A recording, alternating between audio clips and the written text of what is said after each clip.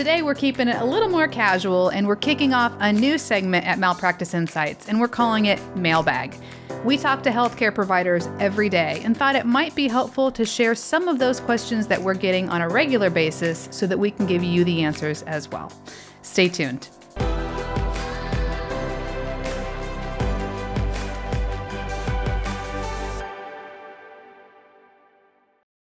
All right, so let's dive in with our first question.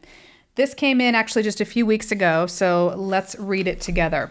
It says, I am looking for temporary malpractice insurance as required for an out-of-state clinical rotation for my fellowship program.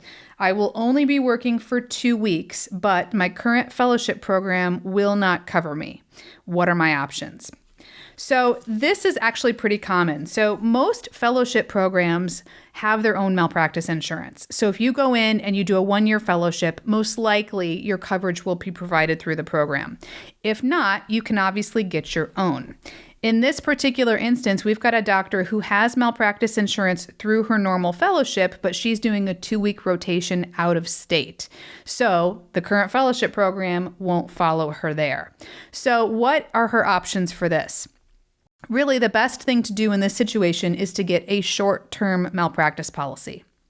You can obviously still shop around, and that's what our job is as your broker, to be able to get you quotes from all of the different carriers who can offer this.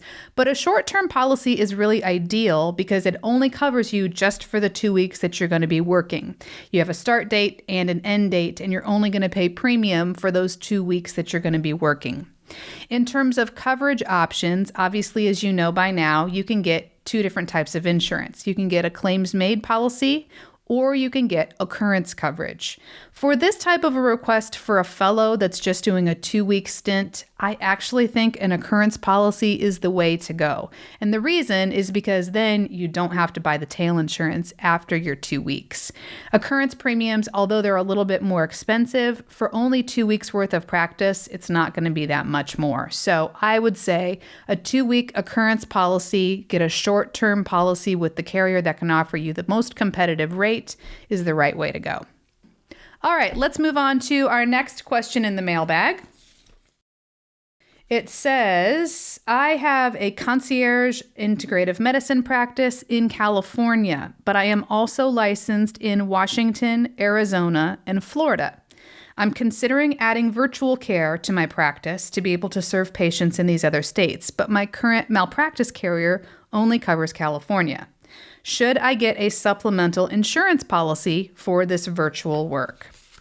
Okay, so this doctor that I spoke to the other day asks a very common question. So virtual care is growing rapidly, and most providers are adding it to their practice, even if it's just simply to help their existing patients and be able to access them on demand as needed. But in this case, she wants to do some virtual care work outside of her primary state. So her existing carrier won't cover her for that. So we really have 2 options. Number 1, we could just do a supplemental insurance policy. So she could keep her California work covered under the current policy and then just get like a part-time supplemental policy for these other states.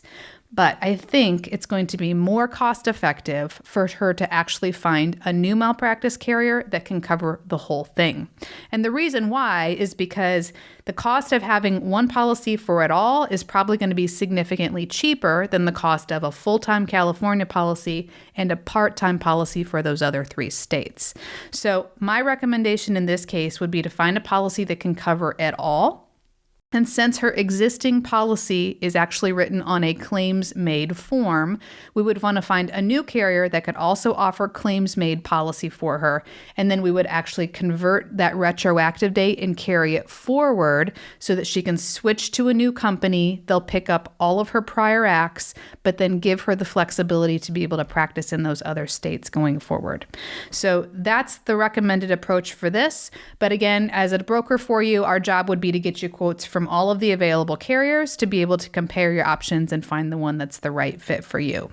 I do think it's still worth exploring just getting a supplemental insurance policy. I mean, if your California policy is really inexpensive, the math might work for you.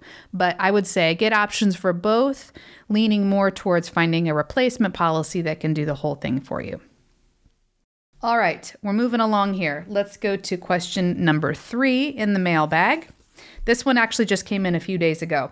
It says, I am a physician assistant currently employed by a hospital in New York State, and I've been presented with an opportunity to work with a local surgeon 4 to 5 days a month as a side gig. Do I need to get my own malpractice insurance, or should I see if I can just be added onto her policy? Okay, so this is a PA who is currently insured by their hospital, and that's fairly common. If you're a hospital employee, you probably have malpractice insurance already provided for you by the hospital. But it's a limited scope and duty policy, which means it only covers you for the work that you do for the hospital. So anything outside of the hospital is your responsibility. So there are really 2 options. Number 1, this PA can get their own separate malpractice insurance, and it would be fairly inexpensive to do this because they're only working a few days a month. It would be a part-time policy that they could just carry to cover them for this supplemental work. The other option that they have is to actually go under the doctor's policy. In this instance, it's a surgeon and they probably have their own malpractice insurance in place. And so there's probably an opportunity for this PA to just have shared limits coverage underneath the malpractice policy for the practice. But there are a few things that you need to keep in mind when you're comparing the difference between these 2 approaches.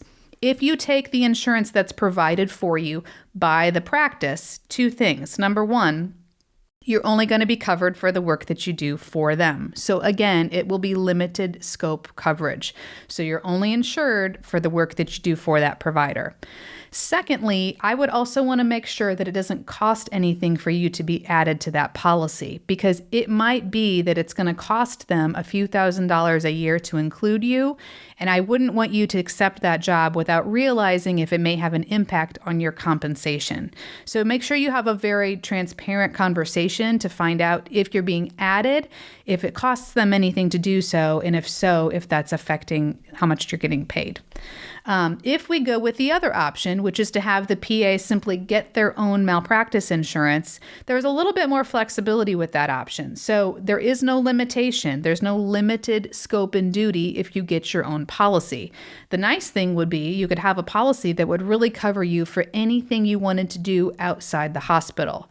It would certainly cover you for the work that you do with the surgeon, but if you had anything else you wanted to do, that policy would cover you for that as well. So I would say get quotes for both. I would say get a quote for your own policy and then ask the question about what it would consist of to get covered by the practice, and then compare those 2 options in terms of limitations on where you can practice, what the price differences are, and then find the one that's the right fit for you. Okay, that's the mailbag for today. I hope you found this helpful, just changing things up a little bit. We're going to be adding a new link to our website where you can actually submit your questions to our mailbag so that we can answer these for you going forward as well. If you have any questions on this topic or you want to make sure that you're covered appropriately, just click the link in the description box below where you can connect with us today via phone, email, or chat. And if you'd like to visit us online, go to aegismalpractice.com. That's AEGIS malpractice.com. This is Jennifer Wiggins. Thanks for joining us.